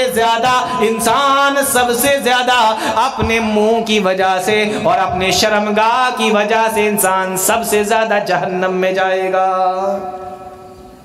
दो चीजें जिसकी वजह से इंसान सबसे ज्यादा जन्नत में जाएगा, और दो चीजें जिसकी वजह से इंसान सबसे ज्यादा जहन्नम में जाएगा। पहली चीज क्या बयान फरमाई अल्लाह के नबी ने? बोलो, नींद तो नहीं आ रही? हाँ, ये इंसान की जो जबान है ना, सबसे पहले प्यारे नबी ने इसी को बयान फरमाया है ना। हम लोग इसको कितना मामूली समझते हैं, कितना हल्का समझते हैं। अल्लाहु अकबर, कितनी बड़ी बात है। अल्लाह के नबी सल्लल्लाहु अलैहि वसल्लम से सवाल किया गया कि अल्लाह के नबी बताइए किस चीज से सबसे ज्यादा इंसान जहन्नम में जाएगा, कौन सी चीज इंसान को पहुंचाएगी? तो प्यारे नबी सल्लल्लाहु अलैहि वसल्लम ने क्या फरमाया? अल-फमु वल फर्जु, इंसान का मुंह यानी उसकी जबान और इंसान की शर्मगाह, ये दो चीजें ऐसी हैं जो इंसान को सबसे ज्यादा जहन्नम में लेकर जाने वाली है। अल्लाह ताला ने कुरान करीम के अंदर बयान फरमाया, कुल लिल मुमिनीना यगुज़्ज़ू मिन अबसारिहिम व यहफ़ज़ू फुरूजहुम, ओ मोमिनो अपनी निगाहों को पस्त रखो, अपनी निगाहों की हिफाजत करो, व यहफ़ज़ू फुरूजहुम, और अपने शर्मगाहों की हिफाजत करो। एक और जगह पे अल्लाह ने फरमाया, कुल लिल मुमिनाति यगुज़्ज़ुना मिन अबसारिहिन्ना व यहफ़ज़ना फुरूजहुन्ना, ओ मोमिना औरतों तुम भी अपने निगाहों को बस रखो, वयाफज़ना फुरूजहुन्ना, और अपनी शर्मगाहों की तुम भी हिफाजत करो। अल-फम वल फर्ज, ये दो चीजें ऐसी हैं जिसकी वजह से इंसान सबसे ज्यादा जहन्नम के अंदर जाएगा। प्यारे नबी सल्लल्लाहु अलैहि वसल्लम ने एक हदीस के अंदर बयान फरमाया, मई अज़मल्ली मा बैना लहयैहि व मा बैना रिजलैहि, ओ लोगो दो चीज़ों की ज़मानत तुम मुझे दे दो, मैं तुम्हें जन्नत की ज़मानत देता हूँ। तुम दो चीज़ों की गारंटी दो मुझे कि ये दो चीज़ें तुम करते रहोगे तो मैं तुम्हें जन्नत की ज़मानत देता हूँ, जन्नत की गारंटी देता हूँ। अल्लाहु अकबर, गारंटर कौन है? प्यारे नबी सल्लल्लाहु अलैहि वसल्लम। और किस चीज़ की ज़मानत दे रहे हैं? जन्नत की ज़मानत दे रहे हैं। हम किसी से कोई चीज़ चाहते हैं, कोई कीमती चीज़ लेना चाहते हैं, तो आदमी कहता है आपको कोई जानता है यहाँ पर, कोई है आपका जो बताए आकर के हाँ भाई मैं इनकी गारंटी लेता हूँ, मैं इनको जानता हूँ, कोई है ऐसा? तो आप ढूंढते फिरते हैं पूरे मोहल्ले के अंदर, कोई अच्छा सा ढंग का आदमी मुझे मिल जाए तो मैं उसको ले जाकर पेश करूं कि भाई ये। इधर गारंटर कौन बन रहे हैं? जमानती कौन बन रहे हैं? प्यारे नबी सल्लल्लाहु अलैहि वसल्लम। और गारंटी किस बात की दी जा रही है? जन्नत की दी जा रही है। लेकिन किस चीज़ की वजह से? प्यारे नबी ने फरमाया दो चीज़ों की ज़मानत मुझे दो, मैं तुम्हें जन्नत की ज़मानत देता हूँ। दो चीज़ें कौन सी हैं? हदीस के अंदर आया, من یضمن لی ما بین لحیہ وما بین رجلہ، دو چیزوں کی ضمانت تم مجھے دے دو۔ پہلی چیز ما بین لحیہ، تمہارے دو جبڑوں کے درمیان جو ہے یعنی زبان کی ضمانت دے دو کہ زبان بلا وجہ نہیں چلاؤ گے، بنا کام کے نہیں چلاؤ گے، بنا بات کے نہیں بولو گے، لا یعنی کاموں میں نہیں بولو گے، فضول باتیں اس زبان کے ذریعے سے نہیں کرو گے، غیبتیں نہیں کرو گے، چغلیاں نہیں کرو گے، جھوٹی قسمیں نہیں کھاؤ گے، گالیاں نہیں بکو گے۔ زبان کی ضمانت دے دو، ما بین لحیہ وما بین رجلیہ، اور دونوں ٹانگوں کے درمیان میں جو ہے یعنی شرمگاہ کی ضمانت تم ہمیں دے دو۔ ان دو چیزوں کی ضمانت اگر تم ہمیں دیتے ہو، اضمن لہ الجنہ، میں تمہیں جنت کی گارنٹی دیتا ہوں، میں تمہیں جنت کی ضمانت دیتا ہوں۔ زبان بڑی اہم چیز ہے میرے بھائی، اسی کی وجہ سے انسان جنت میں جائے، اسی کی وجہ سے انسان جہنم میں چلا جائے، اور بھاری تعداد میں لوگ اس کی وجہ سے جہنم کے اندر جائے۔ ایک لمبی حدیث ہے، پیارے نبی صلی اللہ علیہ وسلم اپنے صحابی کو، اور صحابی رسول کون ہے؟ معاذ ابن جبل رضی اللہ تعالیٰ اپنے صحابی رسول کو اللہ کے نبی سمجھا رہے ہیں۔ لمبی حدیث میں پوری حدیث پیش نہیں کروں گا، لمبی حدیث ہے۔ اللہ کے نبی صلی اللہ علیہ وسلم نے بہت ساری چیزوں کے بارے میں معاذ ابن جبل کو سمجھایا، معاذ ابن جبل کو بتایا، اور اس کے بعد اللہ کے نبی صلی اللہ علیہ وسلم نے سب سے آخر میں حضرت معاذ ابن جبل رضی اللہ تعالیٰ عنہ سے فرمایا کف علیک ھذا، اللہ کے نبی نے اپنی زبان مبارک کو باہر نکالا اور اس کی طرف اشارہ کرتے ہوئے فرمایا کف علیک ھذا، او میرے ساتھی، او میرے صحابی، اپنی زبان کو قابو میں رکھنا، اپنی زبان کو کنٹرول میں رکھنا، اپنی زبان کی حفاظت کرنا، اپنی زبان کے اوپر لگام لگا کے رکھنا۔ صحابی رسول نے جب یہ سنا تو انہوں نے سوال کیا، بڑا عام سا سوال تھا، بڑا معصومانہ سا سوال تھا، پوچھنے لگے اِنَّا لَمُؤَاخَذُونَ بِمَا نَتَكَلَّمُ بِهِ، اللہ کے نبی مجھے یہ بتائیے کیا ہم اپنی زبان سے جو باتیں بولتے ہیں اس بات کے اوپر بھی ہماری پکڑ ہوگی؟ کیا اللہ تعالیٰ اس پر بھی ہم سے سوال کرے گا؟ کیا اس بات پر بھی ہمیں جہنم کے اندر ڈالا جا سکتا ہے؟ پیارے نبی صلی اللہ علیہ وسلم نے فرمایا هَلْ يَكُبُّ النَّاسَ النَّارَ فِي وُجُوهِهِمْ إِلَّا حَصَائِدُ أَلْسِنَتِهِمْ، او میرے صحابی، یہی زبان کی وجہ سے تو کتنے لوگ جہنم کے اندر اوندے منہ ڈال دیے جائیں گے، جہنم کے اندر منہ کے بل گھسیٹ کر پھینک دیے جائیں گے۔ کو سمجھ میں آ رہی بات؟ کتنا ضروری ہے زبان کو کنٹرول میں رکھنا۔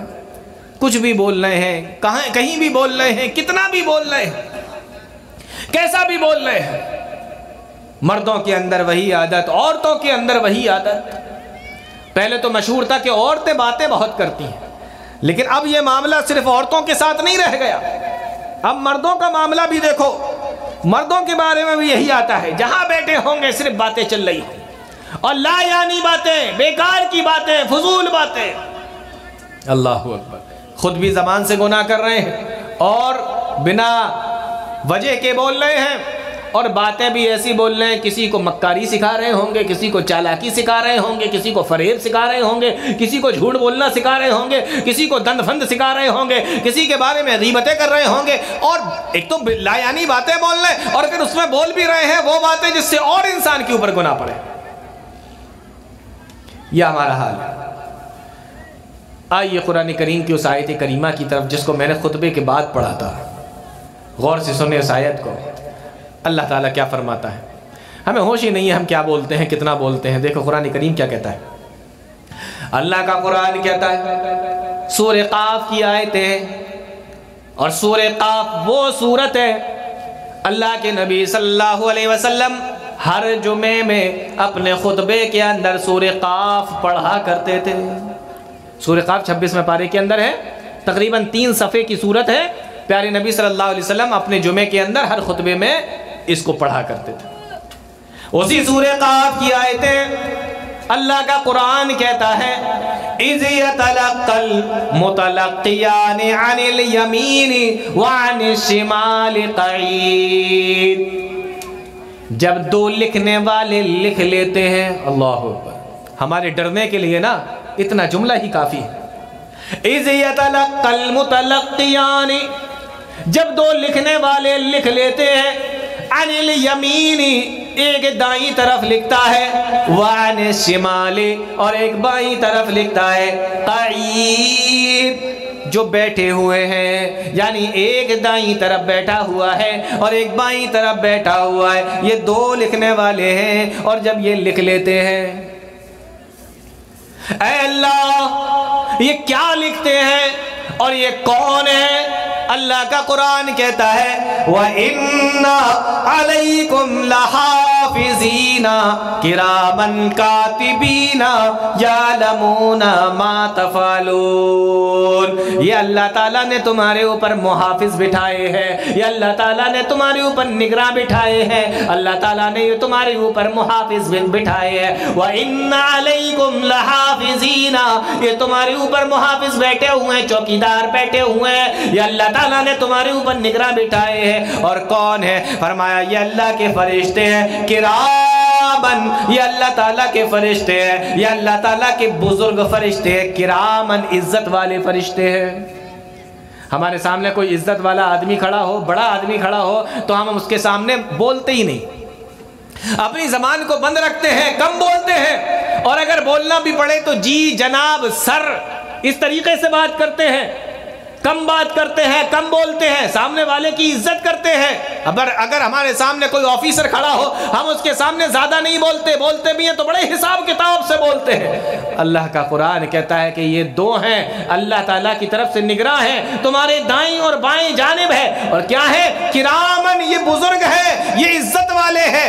اللہ اکبر۔ اور ہم کبھی ان کی عزت نہیں کرتے، ہمیں گالی بکنا ہے تو بک رہے ہیں، ہمیں جھوٹ بولنا ہے تو بول رہے ہیں، ہمیں بہتان لگانا ہے تو لگا رہے ہیں، اگر ہمیں کسی سے لڑنا ہے تو لڑ رہے ہیں، اگر ہمیں کسی کے اوپر جھوٹ بولنا ہے تو بول رہے ہیں، ہم ان کی کوئی عزت نہیں کرتے۔ اللہ کا قرآن کہتا ہے یہ عزت والے ہیں، ہم ان کی کوئی عزت نہیں کرتے۔ ان علیکم لحافظین کرامن، یہ اللہ کے باعزت فرشتے ہیں، عزت والے فرشتے ہیں۔ اللہ کے بندو ان کی عزت کرو۔ ہمارے دائیں بھی بیٹھے ہیں اور بائیں جانب بھی ہیں۔ اور مفسر نے بڑی پیاری بات لکھی ہے کہ اللہ تعالیٰ نے فرمایا قعید، بیٹھے ہوئے، یہ نہیں کہا لیٹے ہوئے، یہ نہیں کہا لیٹے ہوئے، اور یہ بھی نہیں کہا کہ کھڑے ہوئے ہیں۔ کسی انسان کو پہرے داری پہ اگر لگا دو، یا کسی انسان کو کسی جگہ کسی کام پہ لگا دو، لیٹے گا تو سو جائے گا، امید ہے کہ سو جائے گا، غفلت کا شکار ہو جائے گا، لاؤ کربٹیں بدل لیتے ہیں، تھوڑا دیکھتے ہیں کیا ہے۔ کھڑا کر دو تو کھڑے کھڑے تھک جائے گا، لیکن کسی جگہ بٹھاؤ تمہیں یہ کام ہے تو انسان بیٹھ کر کام کر لے گا۔ اور خاص طور سے جب لکھنے پڑھنے کا کام ہو تو وہ لیٹ کر نہیں کر پائے گا، یا کرے گا تو اتنے اچھے طریقے سے نہیں کرے گا، یا کھڑے ہو کر نہیں کرے گا۔ جتنے بہتر طریقے سے انسان بیٹھ کر لکھنے پڑھنے کا کام کر سکتا ہے، اللہ نے فرمایا قعید، یہ بیٹھے ہوئے۔ جس سپاہی کو دیکھا ہے نا، بیٹھا رہتا ہے، دشمن کی طاق، بیٹھے ہوئے ہیں بالکل چاقو چوبند اور چست طریقے سے۔ تو یہ عزت والے فرشتے ہیں، ہم نے کبھی جن کی کوئی عزت نہیں کی ہے۔ اللہ اکبر۔ اللہ ہماری غلطیوں کو معاف فرمائے۔ واقعی کتنا بڑا معاملہ ہے، آپ ذرا سوچ کے دیکھیں۔ فرمایا ان علیکم لحافظین، حفاظت کرنے والے میں نگراں ہے، کرامن عزت والے، کاتبین لکھنے والے ہیں، یعلمون ما تفعلون، اور تم جو بھی کرتے ہو یہ ساری کی ساری چیزوں کو جانتے ہیں۔ علماء نے بڑی پیاری بات لکھی ہے، مفسر نے بڑی پیاری بات لکھی ہے، ہر چیز کو لکھتے جاتے ہیں۔ تم جو بھی کام کرتے ہو اس کو بھی لکھتے ہیں، تم جو بھی بولتے ہو اس کو بھی لکھتے ہیں، کم بولتے ہو وہ بھی لکھا جاتا ہے، زیادہ بولتے ہو وہ بھی لکھا جاتا ہے، یہاں تک کہ تاریخوں کے اندر لکھا ہوا ہے۔ میرے بھائیو غور سے سننا، امام احمد ابن حنبل رحمہ اللہ، کس نے ان کا نام نہیں سنا؟ کون ان کو نہیں جانتا؟ امام اہل سنت والجماعت امام احمد ابن حنبل رحمہ اللہ، ان کا آخری وقت ہے، بستر مرگ پر لیٹے ہوئے، آخری وقت ہے، اور آخری وقت میں ان کے منہ سے کراہنے کی آواز آ رہی ہے۔ آخری وقت میں چل چلاؤ کا وقت ہے، کراہنے کی آواز ان کے منہ سے نکل رہی ہے۔ اللہ اکبر، کیسے کیسے لوگ گزرے۔ ایک شخص آیا، بہت غور سے سنیے، ایک شخص آیا اور آ کر کہنے لگا کہ امام طاؤوس رحمہ اللہ نے یہ بات فرمائی ہے کس نے بات فرمائی؟ امام طاؤس نے۔ امام طاؤس کون ہے؟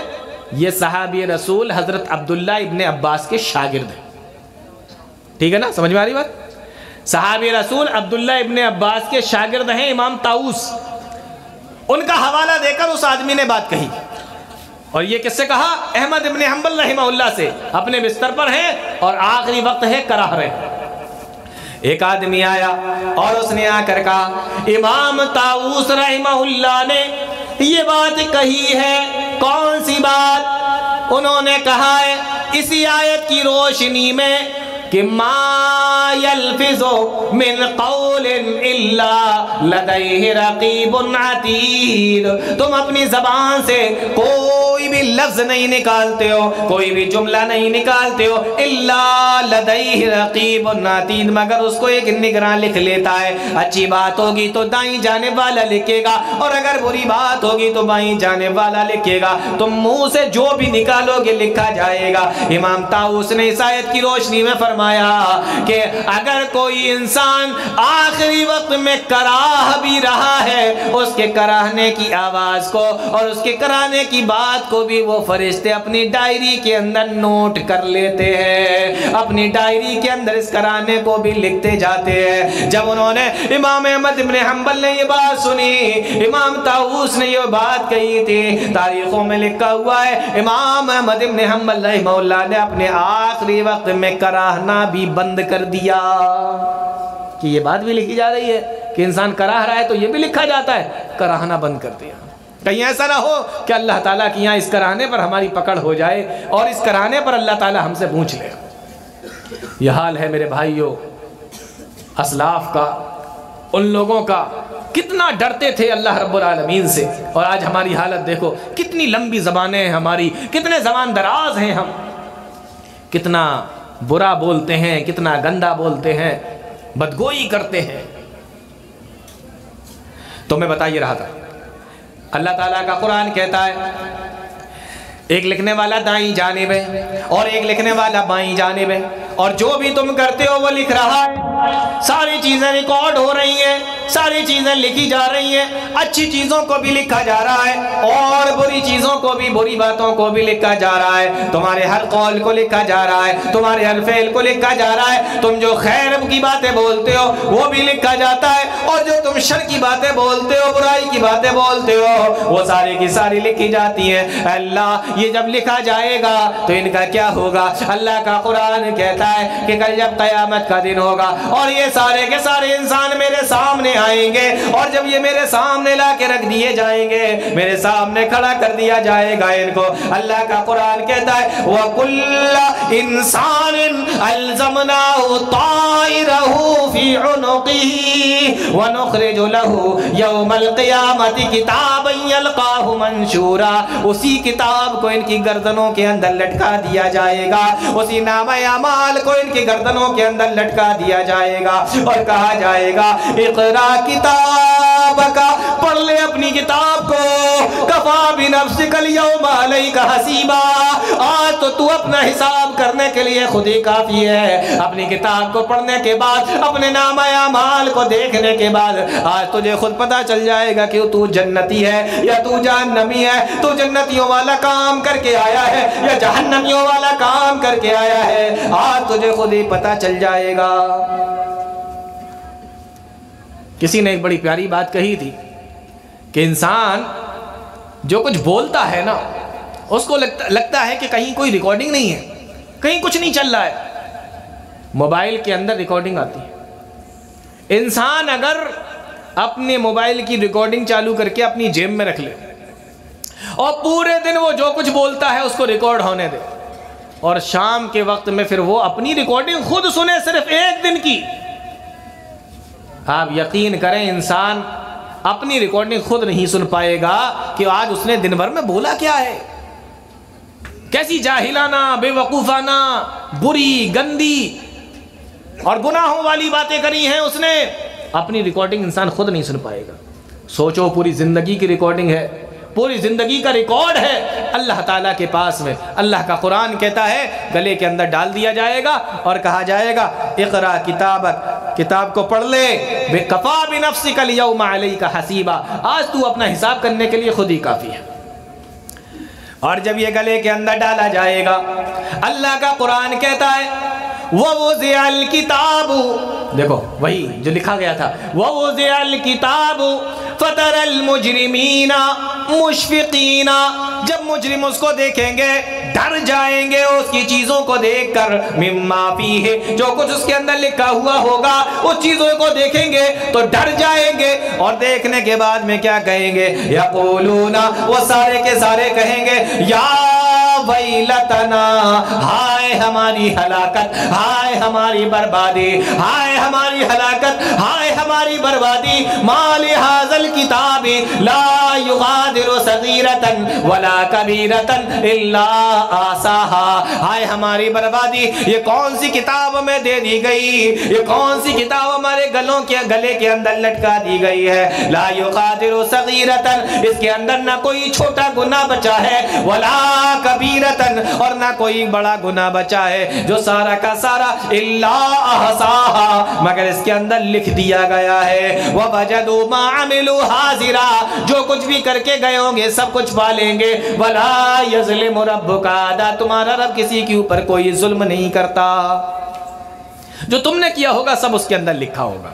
تو اللہ کا قرآن کیا کہتا ہے، اِذْ يَتَلَقَّى الْمُتَلَقِّيَانِ عَنِ الْيَمِينِ وَعَنِ الشِّمَالِ قَعِيدٌ، جب دو لکھنے والے لکھ لیتے ہیں، ایک دائیں جانب بیٹھا ہے اور ایک بائیں جانب بیٹھا ہے، کیا لکھتے ہیں، فرمایا مَا يَلْفِظُ مِنْ قَوْلٍ إِلَّا لَدَيْهِ رَقِيبٌ عَتِيدٌ، انسان کے منہ سے ایک لفظ بھی نہیں نکلتا مگر اس کو ایک نگراں اپنے پاس میں لکھ لیتا ہے، اگر اچھی بات بولی ہوگی تو اچھی بات والا دائیں جانب والا لکھ لے گا، اور اگر بری بات بولی ہوگی تو مائیں جانب والا لکھ لے گا۔ بات سمجھ میں آ رہی ہے کچھ؟ زبان کا معاملہ کتنا اہم ہے میرے بھائیو، ذرا اندازہ کرو۔ ایک دو چیزیں اور بتا کے بات اپنی ختم کرتا ہوں میں۔ زبان، اللہ اکبر، کتنی چیزیں اس کے تعلق سے حدیثوں کے اندر آئیں۔ ایک ابو داؤد کی ایک روایت ہے، پیارے نبی صلی اللہ علیہ وسلم نے فرمایا اذا اصبح ابن آدم، غور سے سنیے اس حدیث کو، اذا اصبح ابن آدم، جب کوئی انسان، جب کوئی ابن آدم، جب کوئی انسان صبح کا وقت ہوتا ہے، صبح کرتا ہے، یعنی صبح سو کر اٹھتا ہے یا صبح کرتا ہے، اذا اصبح ابن آدم، جب ابن آدم کا کوئی بیٹا صبح کرتا ہے، فَإِنَّ الْأَعْضَاءَ تُكَفِّرُ اللِّسَانَ، حدیث کے اندر آتا ہے، پیارے نبی صلی اللہ علیہ وسلم نے فرمایا کہ سارے اعضاء، انسان کے بدن کے سارے حصے، سارے اعضاء زبان سے یہ منت کرتے ہیں، یہ سماجت کرتے ہیں، یہ عاجزی کرتے ہیں، زبان سے سارے بدن کے حصے زبان سے عاجزی کرتے ہیں، اور کیا کہتے ہیں، اتق اللہ فینا، بڑی زبردست حدیث ہے، غور سے سنیں، فرمایا سارے بدن کے حصے زبان سے کہتے ہیں روزانہ صبح کے وقت میں، اتق اللہ فینا، ہمارے معاملے میں اللہ سے ڈر، ہمارے معاملے میں اللہ سے ڈر۔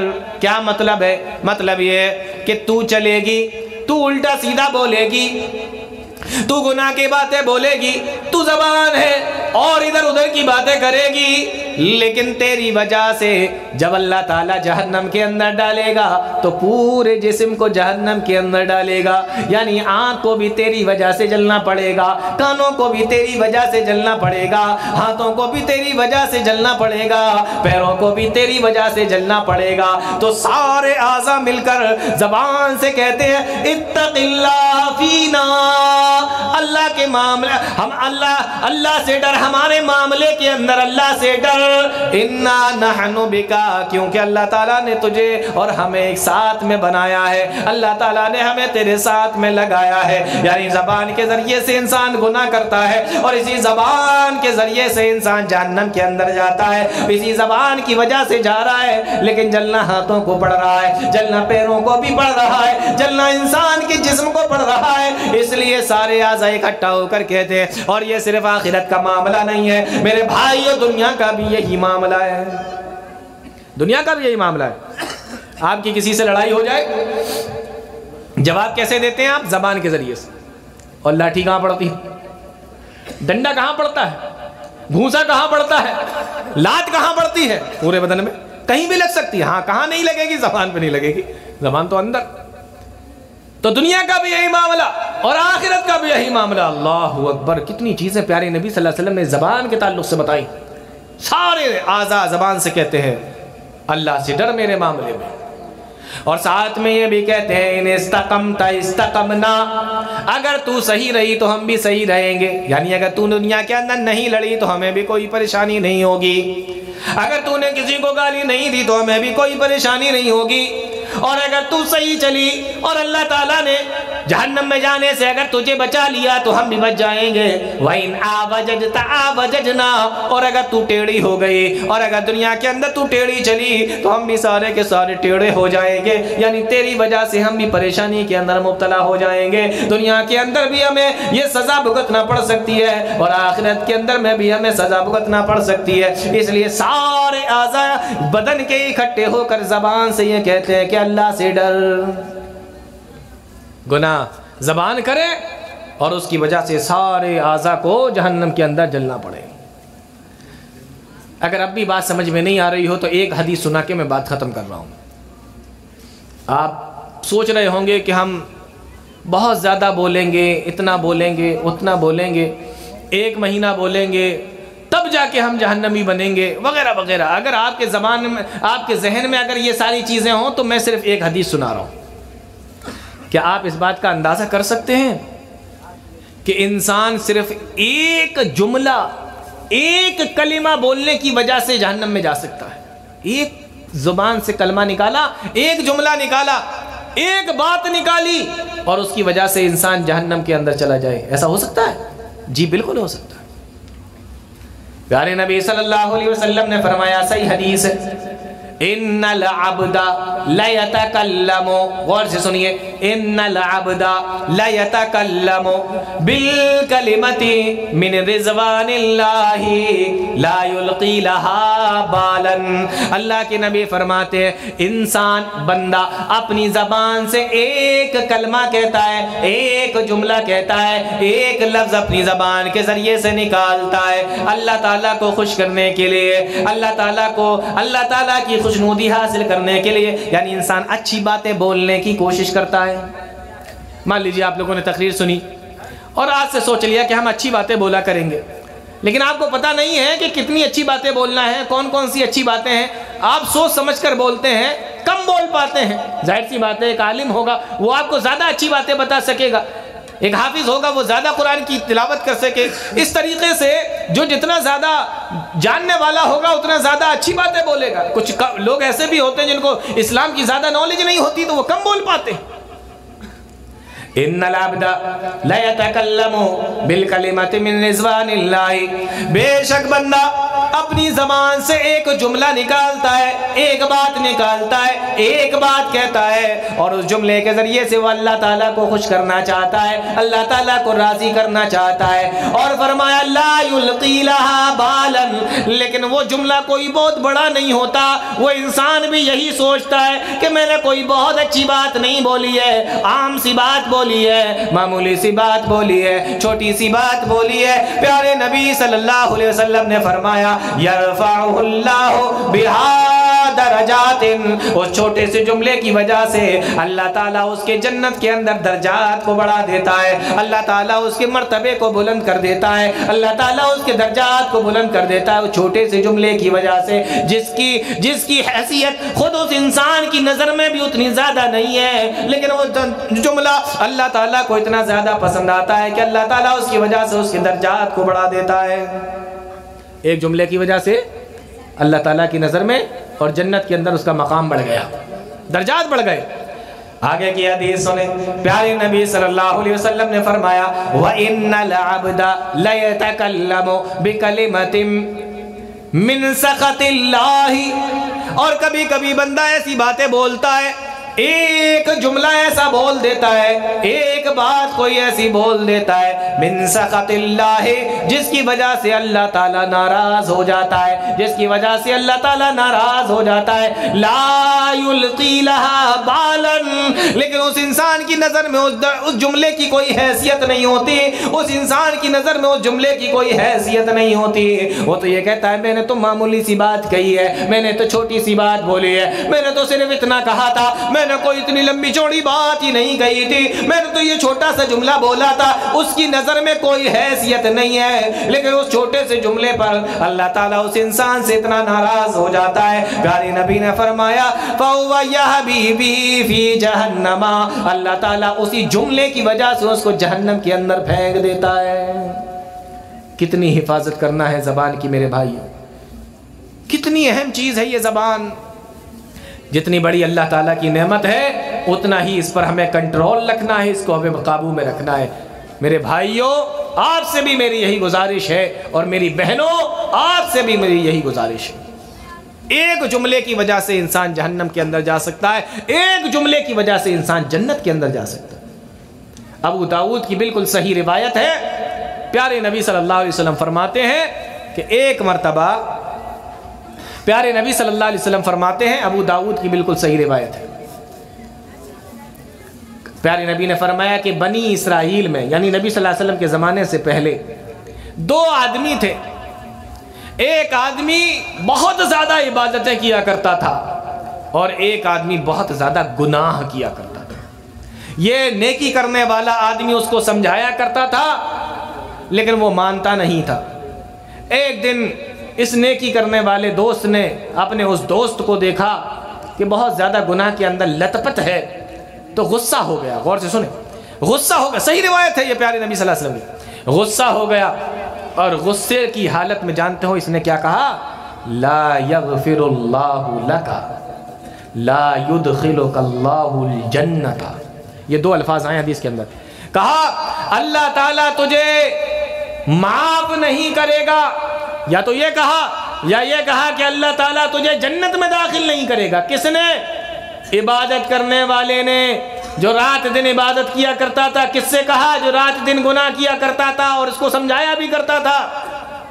آج گناہ کے اندر دیکھا تو غصہ ہو گیا، اور غصے کی حالت میں جیسے ہم آپ لوگ ایک دوسرے سے کہہ دیتے ہیں، ہم تو یہ نہیں کہتے، ہم تو سیدھے جہنمی بناتے ہیں، فلانا جہنمی ہے، فلانا جہنم میں جائے گا، اس طریقے کی باتیں کرتے ہم لوگ۔ پیارے نبی نے فرمایا، اس آدمی نے کہا، ایک جملہ بولا، اللہ تعالیٰ تجھے کبھی معاف نہیں کرے گا۔ حدیث کے اندر آتا ہے اللہ تعالیٰ نے فرشتوں کو بھیجا کہ جاؤ دونوں کی روحوں کو لے کر آؤ۔ ان کے اوپر موت آئی، ملک الموت، اور ان کی روحوں کو نکال کر اللہ تعالیٰ کے سامنے حاضر کیا گیا۔ اللہ تعالیٰ نے فرمایا من ذا الذی یتعلی علی، کون ہے جو میرے اوپر حکومت چلا رہا ہے؟ اللہ اکبر، کون ہے جو فیصلے مجھے کرنا چاہیے وہ فیصلے یہ کر رہا ہے؟ کون ہے جو میرے اوپر حکومت چلا رہا ہے؟ کون ہے جو میرے اوپر قسمیں کھا رہا ہے کہ میں اس کو معاف نہیں کروں گا؟ تجھے کیسے پتا کہ میں اس کو معاف نہیں کروں گا؟ اللہ کے نبی صلی اللہ علیہ وسلم فرماتے ہیں، اللہ تعالیٰ نے فرمایا قد غفرت لکا، میں اس گنہگار کو معاف کرتا ہوں، وَأَحْبَطْتُ عَمَلَكَ، اور اس عبادت کرنے والے سے کہا تیرے اس ایک جملے کی وجہ سے جو تو نے بولا ہے کہ اللہ تعالیٰ تجھے کبھی معاف نہیں کرے گا، میں اس ایک جملے کی وجہ سے تیرے سارے اعمال کو برباد کرتا ہوں۔ اور فرشتوں سے کہا کہ اس کو جنت میں لے جاؤ اور اس کو جہنم کے اندر ڈال دو۔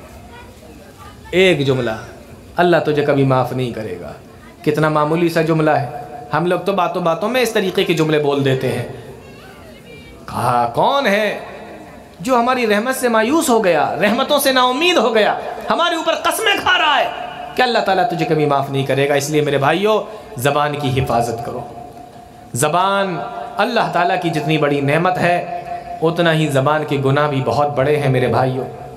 اس زبان کی وجہ سے انسان جنت میں بھی جا سکتا ہے اور اسی زبان کی وجہ سے انسان جہنم میں بھی جا سکتا ہے۔ اللہ تعالی ہم تمام لوگوں کو نیک عمل کی توفیق عطا فرمائے، قرآن و حدیث کو سمجھنے کی، اس پہ چلنے کی توفیق عطا فرمائے، آمین یا رب العالمین۔ وآخر دعوانا ان الحمدللہ رب العالمین، والسلام علیکم ورحمۃ اللہ وبرکاتہ۔